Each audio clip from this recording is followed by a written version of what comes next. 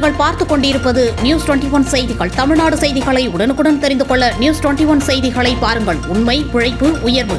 பிச்சை எடுத்து நிதி திரட்டும் போராட்டத்தில் ஈடுபட வந்த சமத்துவ மக்கள் கட்சியினரை தடுத்து நிறுத்திய ஆட்சியர் அலுவலகம் அனுப்பி வைத்த காவல்துறையினர்.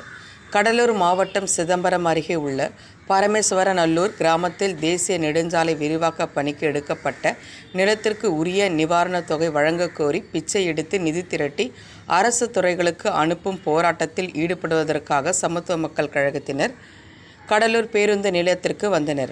இந்த நிலையில் முன்னெச்சரிக்கையாக நடவடிக்கையாக அங்கு பணியில் இருந்த காவல்துறையினர் அவர்களை தடுத்து நிறுத்தி பேச்சுவார்த்தை நடத்தி கடலூர் மாவட்ட ஆட்சியர் அலுவலகத்திற்கு அனுப்பி வைத்தனர்.